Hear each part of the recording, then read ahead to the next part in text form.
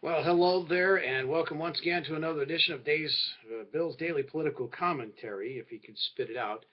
And I know it's been a few days, so been busy. We had our big kickoff of yard signs this past weekend, Saturday and Sunday. Pounded a lot of signs in the ground.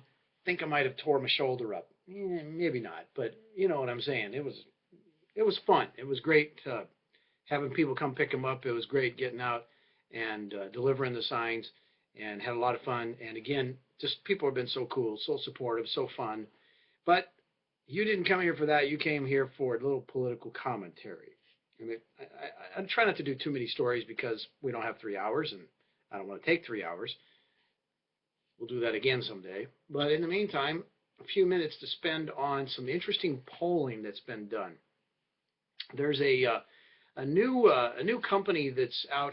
I don't think they're a new company, but this is their first poll, if I'm not mistaken. Yeah, this is their first poll since the 2012 presidential election, Harper Polling.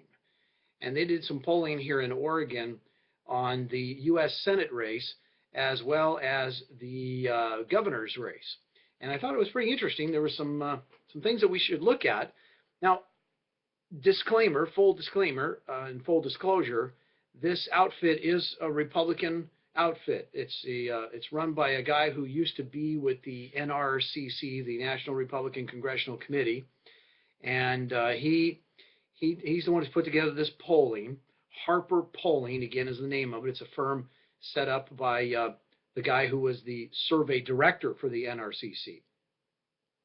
So I suppose you could take that with a certain grain of salt, but polling is polling. And a lot of people criticize this polling because it was done with the so-called robocalls or I guess you would call recorded calls. It wasn't live calling. But you can't knock it too much because if you go back to public policy polling, which is a polling firm that a lot of people use, a lot of people in the media use, and it's a fairly reliable polling company.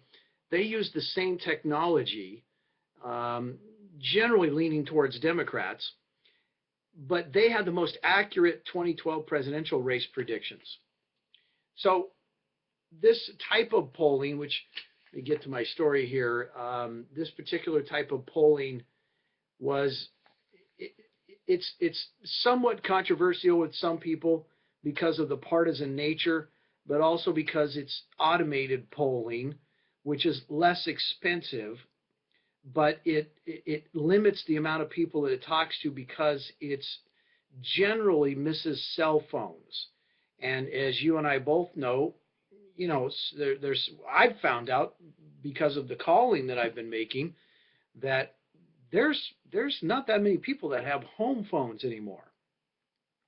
So I'll note that as I go up on my list in age, I get more and more people that still have home phones. But you get people in the 20s, 30s, 40s, and even into the 50s now, they don't have home phones. So these polls, because they don't include cell phones, there's some trepidation, I guess, as far as its accuracy. So I'm saying all that to say this is a really good poll, but it's the first, and it has some issues, perhaps. I hope that makes sense. I wanted to be as much disclaimer, full disclosure as possible. But outside of that, I think it's some pretty exciting news. Dick Morris, I believe it was this past weekend, made the statement that, paraphrase, that Oregon was a sleeper state when it came to this 2014 midterm election. To catch you up a little bit, in case you've been out of the loop and haven't been watching this or paying attention, because a certain talk show host isn't on the air right now, but we are in what's called an off-year election, or a midterm election, a non-presidential election. Some people just can't seem to get excited about it. I don't know why. I get excited every time there's an election of any kind, even if it's dog catcher. I love to vote. It's my duty, it's my privilege, it's an honor, it's a right, it's all those things. And voting is the most important thing you can do as a citizen in America. First most important thing you can do. After that, volunteering and getting involved would be great. But anyway, Point is, I love to vote. I just can't wait till that ballot comes and I can fill it out. But yet there's a always in these midterm or off-year elections, non-presidential elections, voter turnout is always low. It's always low. It's 30s and 40% and 50 is if it's a good year. And that's really disappointing. I don't understand the mindset that there is over the last 20 to 30 years that I only vote in a presidential election. When you think about it, who is going to affect you more where you're sitting watching this video right now? If you're in Kaiser, St. Paul, Newburgh, or somewhere else, wherever you are watching my videos, does the president have as much effect on your day-to-day life as a city councilor or a county commissioner or a state representative or a state senator or a governor? No. Oh, you can scream and yell about Obama this and Obama that, and you'd have a valid case. But not on a day-to-day basis does he affect you. Not in that everyday, day in, day out grind of your life. You pay more if you live in Oregon in state income taxes and other taxes, which we've talked about the other day, than you do in your federal taxes. So taking care of your voting in these midterm elections is crucial. We are voting for a new U.S. Senator in 2014 for Oregon, and perhaps changing the tide of Congress by 6 or 7 or 8 Republican senators elected in this midterm election would change the face of Washington, D.C. and what's going on there. And of course, re-electing and electing new Republican congressmen would be incredible. So please don't slough off on this 2014 midterm. Don't say, it's not exciting, because it's very exciting. I don't know how to get you fired up, but maybe this poll will help a little bit. So let's look at the governor's race for just a bit first. As you know, there's, 5, 6, 7, 8, or 100 Republicans that are running for governor in Oregon. No offense, but I mean, it's like I don't know how many people there are now running for governor. But really, there's one major candidate for governor on the Republican side, and that would be State Representative Dennis Richardson. Here's what this Harper polling company has come out with in just the last week. 46% were with Governor John Kitzhaber for a 4th term. 43% were with Dennis Richardson, the Republican. 11% were not sure. That's a 3-point gap. That's the one that probably caught me by surprise the most. It's really early. They both have primary opponents. Governor Kitzhaber has a token Democrat of some sort running, but Dennis Richardson does have 4 or 5 opponents. He should have the clear path to the primary victory. So we're talking, it's real early. I mean, it's April 7th, and this is the first real polling to be done for the governor's race. And, we have until November. So there's a lot of ground that could be made up by the governor. A lot of that having to do with Cover Oregon, I think. I think if Dennis Richardson continues to pound the governor over the Cover Oregon fiasco, the hundreds of millions of dollars that have been wasted on Cover Oregon, if he can continue to put that millstone around the governor's neck, I think he has a chance. And this poll shows that he's trailing by only 3 points. Again, it's early, but I do think this is surprising. I thought it would be a wider gap at this time. Now, you throw in the 11% unsure, then, it's anybody's race.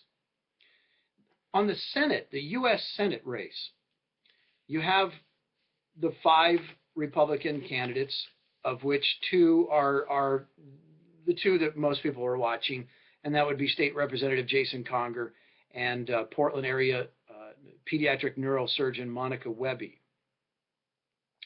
This one also was interesting. What they did was they polled separately. They polled how would Conger do against Senator Jeff Merkley, the incumbent, and then how would Webby do against Merkley, the incumbent. And this is what we came up with. And again, this is Harper polling. Merkley against Conger, 47-40. Merkley 47%, Conger 40%, not sure 12%. So again, that's within a margin of error there with that 12%. So keep that in mind for a moment. Merkley 47, Conger 40. On the other hand, Merkley versus Webby. Merkley shows 46%, so he goes down just a tad, but Webby only at 34%. That's a 12-point difference, and the not sure is at 20%. So there's where you get the little bit of a drop in Merkley. So when Merkley and Webby are compared, there are more people that are not sure, which is interesting because on the heels of that story comes the story today that according to the campaign, Dr. Monica Webby has raised $1 million in campaign finance. Will $1 million close that gap? A 12-point gap with a 20% unsure? I don't know. Will Jason Conger be able to close the 47-40 vote, 47-40 difference with a 12% unsure?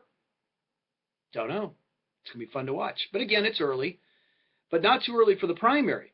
Remember, this is a major primary. If this doesn't get you excited to vote in May of this year, I don't know what else can. We have the chance to pick the best candidate that we can as Republicans to take on Senator Jeff Merkley in November.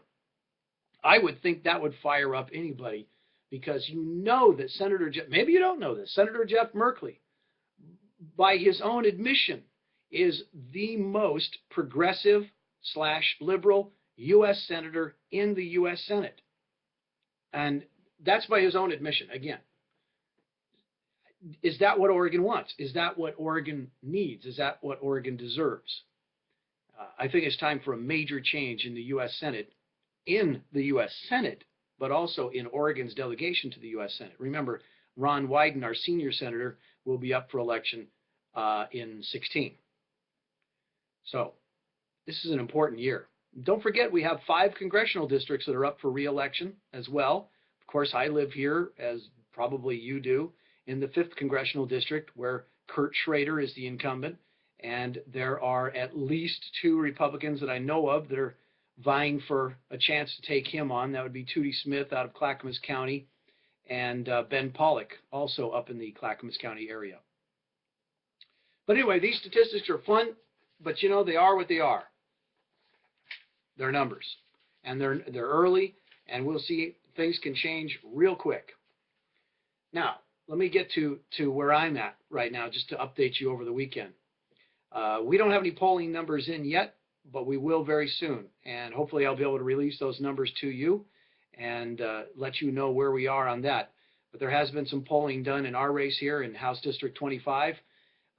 In fact, you may have received one of those calls. Hey, I received one tonight. So I thought that was interesting.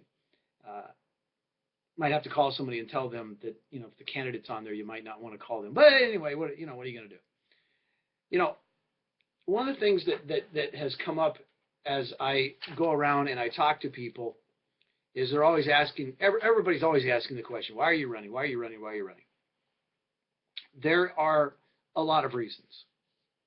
One of them that I wanted to just mention for a moment that I thought was important was this, because one of the things that in the 5 years and, I don't know, somebody did the math, 250 hours, whatever it is that I talked on the radio on my daily conservative talk show, there's no doubt in my mind that unless we change the misplaced priorities in our state capital, Oregon's going to continue to struggle with high unemployment and a horrendous economy in comparison to the rest of the country right now.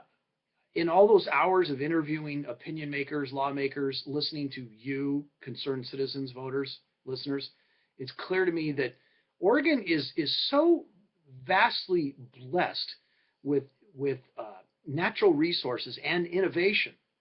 I mean, we're like Silicon Valley Junior, right? On top of that, we have, of course, the incredible resources of timber and some of the richest farmland in the world and other natural resources that if we used it right, we could create thousands of jobs for Oregonians. Good paying family wage jobs that will take care of the needs of Oregonians. It seems to me that we have a business environment here in Oregon that encourages companies to leave, to not invest in our state. They're driven away by high tax rates and burdensome regulations. And every time I turn around when I was doing my radio show, I would hear about another job-killing regulation or a state agency that was enacting some kind of stupid rule restricting and constricting businesses and harming people in the private sector. So what I want to do is get it. Look, I'm just one person, but hopefully I can band together with other like-minded Republicans and hopefully some like-minded Democrats and support policies that encourage local industries to grow. If I were elected, I will be vigilant in identifying and eliminating barriers to success for hardworking Oregonians. So that's something that I wanted to leave with you tonight. Touch on some more things tomorrow night. But I have to get back to phone calling and doing the things that I have to do to get elected.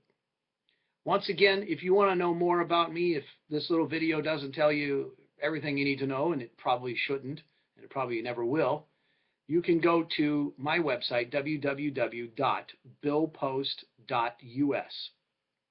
On the bottom of the page, you can click on my email. Shoot me an email anytime. The phone number's there. There's my issues pages, my About Me page, blog updates. There's all kinds of things there. In fact, if you're not registered to vote or you're not registered currently as a Republican and you'd like to, I have a button there that takes you directly to the Secretary of State site and you can register online. I have a lot of other resources and I think questions and answers for you at billpost.us. I'm also on Facebook at Bill Post for Oregon. Would love for you to like my page and join me. If you would like a yard sign and you live in Kaiser, St. Paul, or Newburgh, send us an email. I have a wonderful team of volunteers. You know what? We don't pay these people. That's ridiculous. I see campaigns that pay people to go out and do their work. We don't do that. We have a great team of volunteers, and they volunteer because they believe in me, and it honors me and it humbles me, but it also, I'm proud of them.